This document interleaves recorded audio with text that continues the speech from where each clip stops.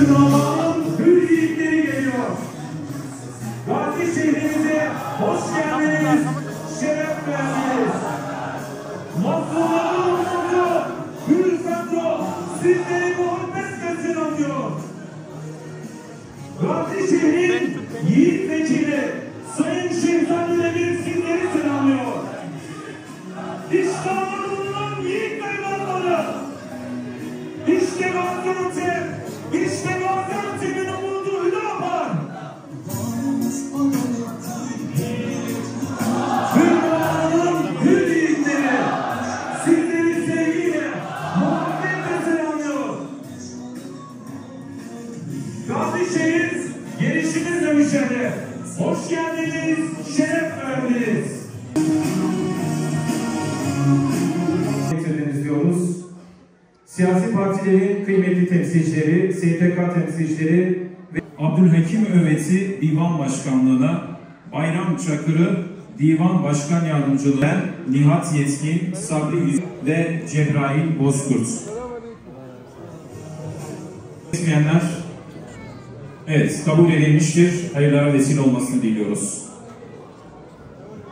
Bütün tabanımız ile tam kadro katılıyor.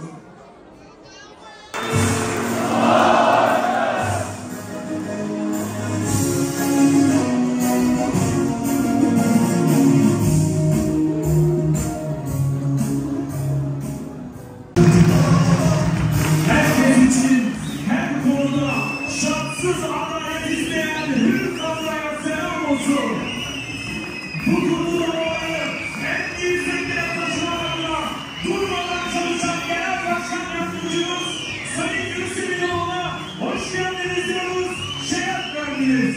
Sizleri muhabbetle, sevgiyle selamlıyor.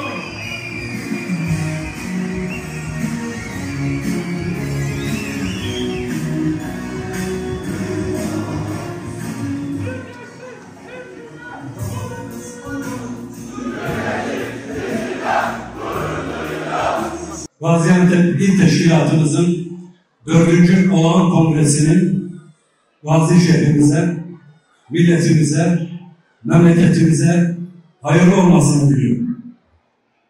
Şimdiye kadar bu vazifeyi en güzel şekilde ifa eden kardeşlerimi, saygıdeğer il başkanımın ve kıymetli yönetimini yürekten tebrik ediyorum.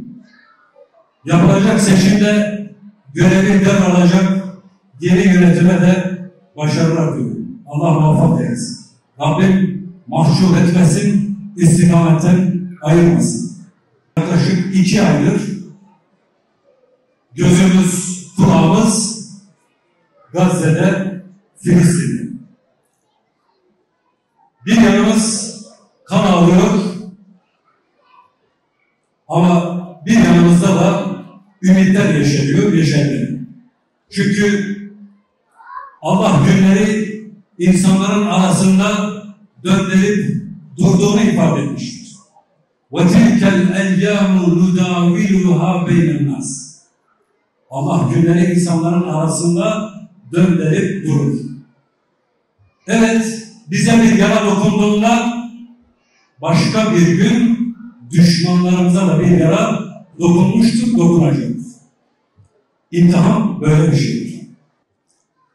7 Ekim 2023 sabahı başlayan Aksa Tufanı Harekatı Filistin meselesini, Gazze meselesini bir kez daha çok güçlü şekilde dünyanın gündemine getirmiştir. Yaklaşık 2 aydır etnik aidiyeti, dini aidiyeti, bulunduğu coğrafya ne olursa olsun insanların tahir ekseriyeti Filistin'de yatıyor, Filistin'de kalkıyor. Hamas'ın öncülüğünde diğer direniş gruplarının da çok güçlü desteğiyle başlayan bu operasyon bir asırdır devam eden işgale ve ilk kıblemiz Mescid-i Aksa'ya yönelik hürmetsizliğe karşı bir hürriyet mücadelesidir, bir özgürlük mücadelesidir.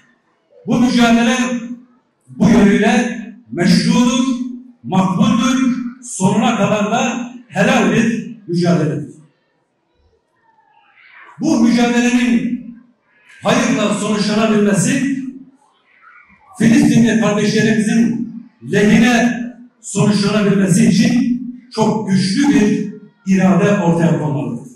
Burada birinci derecede mesuliyet İslam ümmetinin omuzlarındadır. Sonra bütün bir insanlık, vicdanı sönmemiş herkesin omuzunda böyle bir ağır yük bulunmaktadır. Aziz kardeşlerim, 100 yılı bir aşkın bir süredir Filistin kan ağlıyor, Gazze kan ağlıyor.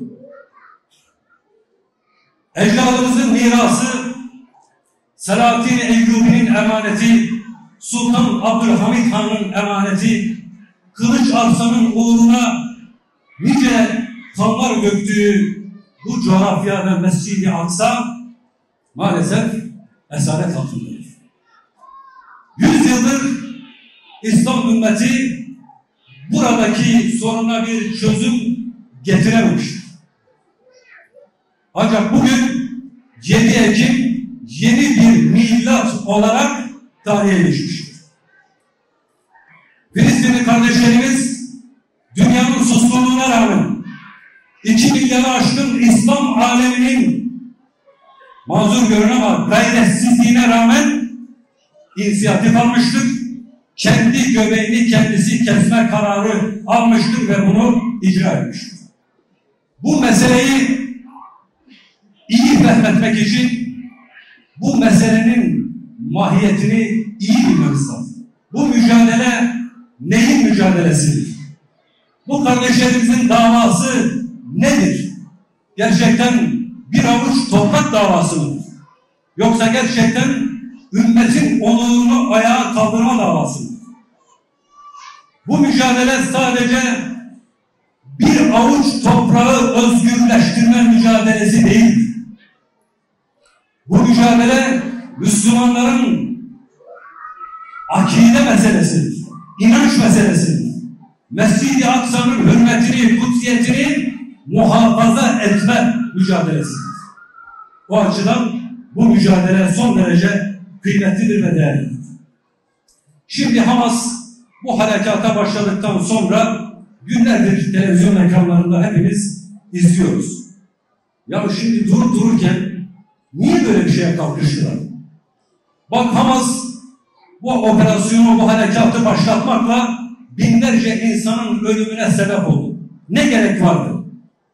Sanki ortada hiçbir şey yokmuş, 100 yıldır devam eden bir işgal yokmuş, her gün yüzlerce çocuk ölmüyormuş, Gazze şehri 16-17 yıldır karadan, denizden, havadan abluka altında değilmiş, 75 yıllık bu tarihte 100.000'i aşkın insan hunharca katledilmemiş, milyonlarca Filistinli topraklarından sürgün edilmemiş, neredeyse her yıl binlerce kişinin hunharca katledildiği operasyonlar yapılmamış, ekmeğin, suyun girişine, elektriğin, yakıtın girişine bile izin verilmeyen bir coğrafya hiç yokmuş gibi durup dururken Hamas bir harekat başlatmış. Öyle mi?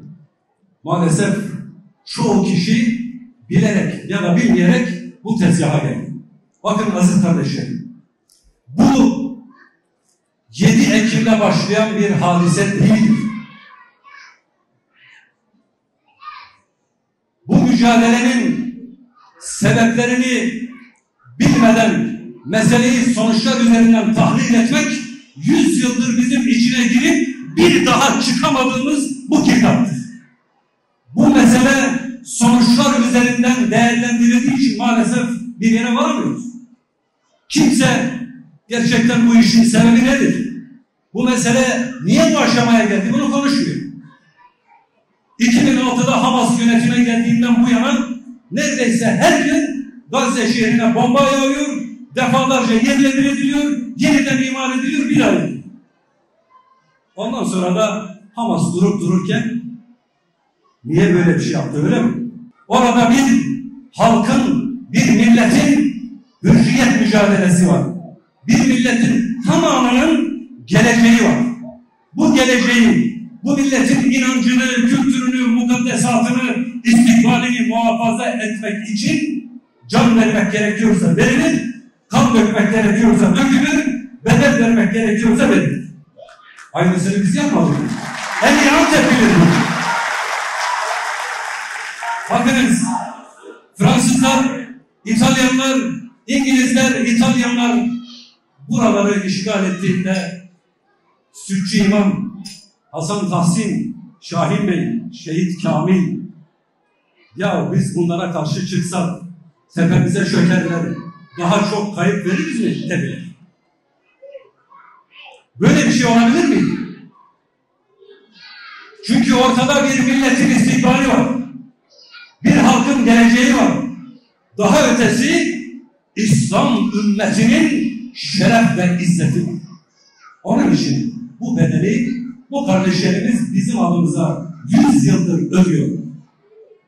Bu kardeşlerimiz her türlü takdiri sonuna kadar hak ediyor. İşlerini yapıyorlar. Günlerdir televizyonlardan izliyoruz. O kadar can kaybına rağmen bir tek isyan eden adam gördünüz mü? Kucağında bebesi katledilen, ailesi yok edilen kadınlardan bir tanesinin bu Hamas'ı kim başımıza açtı dediğini duydunuz mu? Duyamazsınız. Böylesine teslim olmuş, inanmış bir halktan bahsediyoruz. Ortada böyle bir mücadele var değerli arkadaşlar. Onun için şimdi bu mücadeleyi hafifleştiriyorlar, küçültüyorlar, Hamas'la İsrail'in savaşı diyorlar değil mi? Bu mücadele Hamas'la İsrail'in savaşı değil. Bu mücadele hak ile batılın, imanla küfrün savaşıdır. Bizim de bunu böyle anlamamız lazım. Ki elhamdülillah bu konuda herhangi bir sıkıntımız yok. Şimdiye kadar İslam ümmeti de dahil vicdanı sönmemiş insanlığın yaptığı şey şu. Sadece Gazze için değil. İslam coğrafyasının dört bir tarafında, geçmişte Irak'ta, Suriye'de, Afganistan'da, Çeçenistan'da, orada burada Müslümanlar kıyıma uğratıldığında dünya sadece şunu söyledi. Ya biz bunu durduralım, ölmesinler. Sonra da ekmek ve su verelim, seslerini kessinler. Aynı şeyi 17 yıldır abluk altında olan Gazze'ye biz reva görmüyoruz. Yaptığımız en iyi şey şu. Onlar yıkıyor, biz inşa ediyoruz. Onlar tahrip ediyor, biz oraya yeniden takviye yapıyoruz. Yıkılan evleri yapıyoruz. Yıkılan hastaneleri inşa ediyoruz. Eğer biraz da sözümüzü geçirebilsek, işte Rafah sınır kapısından bu mel'un şebekenin izniyle bir şeyler gönderiyoruz. Bu yani bütün mesele. İnsanlığın şu anda odaklandığı tek şey orada bir ateşkes olması. 50 gündür 14.000'i aşkın insan katledildi. Hepimizin söylediği şey şu, bir an önce ateşkes olsun. Ateşkes olsun, tamam, bomba dursun. İyi, güzel bir şey. Ama bunun sonrasına dair bir planımız var mı? Filistin'in yarınına dair elimizde bir şey var mı? Yok. Bakın Gazze'yi yeniden imar etmek, aramızda saygıdeğer belediye başkanım var. Değerli iş adamlarımız var. Bu sektörü iyi bilenler var. Bir şehri Gazze gibi 45 kilometre karelik bir alanı ayağa kaldırmak zor bir iş değil. Gazze'yi altyapısıyla, üst yapısıyla bir yılda imar edersiniz. Okullarını yaparsınız, hastanelerini yaparsınız, yollarını yaparsınız, her türlü hizmeti sunarsınız. Peki sonra? Sonrası için elimizde bir garanti var mı? Bu İsrail'in duracağını mı zannediyorsunuz? Gazze'den vazgeçeceğini mi zannediyorsunuz? Zannetmiyoruz tabii. Ama hala böyle düşünenler var. Hatta bazılarına bıraksanız, ya zaten verdik hepsini, şu Gazze şeridini de verelim, şu Sisi'ye de söyleyelim, Sina Yarımadası'nda bunlara biraz yer versin, bu iş olsun bitsin. Öyle mi? Bu iş bu kadar ucuz değil. Bizim karşı karşıya olduğumuz düşman öyle sıradan bir düşman değil. Uzun emelleri olan, bu coğrafya üzerinde hesapları olan bir yapıdan, bir anlayıştan bahsediyoruz. Filistin'in tamamını da verseniz, Gazze'yi de verseniz, orayı insansızlaştırsanız, hatta Müslümanlaştırsanız bile, hiçbir Müslüman kalmasa bile bu iş Filistin'le sınırlı kalmayacak. Bunun gibi. Onun için sonuçlar üzerinden bu meseleyi değerlendirmekten bizim vazgeçmemiz lazım. Bizden kastımız Türkiye'dir. İslam coğrafyasıdır. İslam ülkeleridir. İslam ülkelerine, İslam alemine liderlik eden D8'ler, İslam İşbirliği Teşkilatı'dır. Bunu biz yapmak durumundayız. Yapmazsak bu iş çok daha kötü yerlere varacak. Şimdi diyorlar ki, evet, orada bir mazlumiyet var. İnsanlar ölmesin. Ateşkes olsun. Hatta 2 devletli çözüm olsun, şu olsun, bu olsun. Gazze'ye bomba yağmasın. Tamam da bu böyle sözle olabilecek bir şey değil. Karşımızdaki düşman 200'ü aşkın Birleşmiş Milletler kararını bugüne kadar dinlememiş. Ateşkes anlaşması imzaladığını söylüyor, taahhüt ediyor. 2 saat sonra yine kendi vatandaşlarını da bombalamak suretiyle ihlal ediyor. Bu mesele eğer bir hal yoluna girmezse yarın Diyarbakır, Gaziantep, Urfa, Adana, Maraş, bu coğrafya Mezopotamya topraklarının tamamı tehlike altına girer ki şu anda bunun hesapları yapıyor. Bizim söyleyeceğimiz şey şu. Yıllardır söylediğimiz şey şu. Hiçbir şey bedelsiz değil. Bu mesele hallolacaksa bunun bir bedeli olacaktır. Siyasi, iktisadi, askeri, içtimai her neyse. Kimse bedelsiz bir şey vermiyor. Yumruğunuzu masaya vurmadığınız sürece kimse geri adım atmıyor. Ekonomik gücünüzü kullanmadığınız sürece, siyasi birliğinizi tesis etmediğiniz sürece konuştuğunuz sadece laftan ibarettir. Birincisi şu, İslam aleminin umudu olan Türkiye inisiyatif almak mecburiyetindedir biz. Bu işin bir bedeli varsa bu bedeli biz ödeyelim, çocuklarımız ödemez. Bu kadar net. Biz ödeyelim, bizden sonraki nesil bu bedeli ödemez. Ama her seferinde birileri bir şey yapsın, biz tek başımıza bir şey yapamıyoruz deyip bu işin içinden sıyrılamayız. İkinci bir husus, bu son süreçte gördük ki ekonomik boykot son derece etkili ve tesirlidir. Biz bunu fazla uzağa gitmeyelim. 2008-2009'da onların dökme kurşun dediği, Filistinlerin de Furkan Savaşı dediği o günlerde hatırlıyoruz. Çok net bunlar konuşuldu. Eğer o boykot kararı o gün başladığında bugüne kadar devam ettirilebilseydi, bugün düşmanın ekonomik gücü önemli ölçüde kırılmış olacaktı. Fazla değil. Bakın 2 aydır Müslümanlar, vicdan sahipleri bu işe el attı. Şimdi indirim üstüne indirim yapıyor. Bunlar az hin değil ha. Meğer zaten fazladan satıyorlarmış bize. Şimdi indirim yapıyorlar. Dünya bize iyilik edecektir. Biz bu tezgaha gelemeyiz. Ateşkes olsa bile işgal devam ettiği sürece boykot devam etmelidir. Bunun şöyle bir avantajı daha olacak. Biz kendi yerli üretimimizi de güçlendirmiş olacağız. Her onlarla ilgili anlaşmayı hatırlarsınız değil mi? Her onlar. 2005 fazla uzak değil. 2005'te insansız hava araçları ile ilgili İsrail'le bir anlaşma yaptı. Sonra Van Minnes girdi araya, Davos girdi, Mavi Marmara girdi. Bu iş sürüncemede kaldı. Olmadı. Türkiye o tarihten sonra savunma sanayine yöneldi. Kendi insansız hava araçlarını yaptı değil mi? Şu anda insansız hava araçları ile ilgili dünya sıralamasında 6. sıradayız. İlk 4'te Amerikan şirketleri, 5. sırada Çin şirketi, 6. sırada Türkiye'nin insansız hava araçları üreten Bayraktar, 7. sırada daha yeni Heronlar. Bu önemli bir şeydir. Bu bize şunu gösteriyor. Biz kendi göbeğimizi kendimiz kesmediğimiz sürece bir yere varamayız. Tarımda, hayvancılıkta, diğer alanlarda, bütün savunma sanayinde, bütün üretim alanlarında bizim bu işe el atmamız lazım. Bu meseleye bizim eğilmemiz lazım. Ekonomik olarak bunlar zayıf düştüğünde işleri gidiyor. Onun için buna ağırlık vermek lazım. Bilelim ki bu mesele sadece Filistinlerin meselesi değil.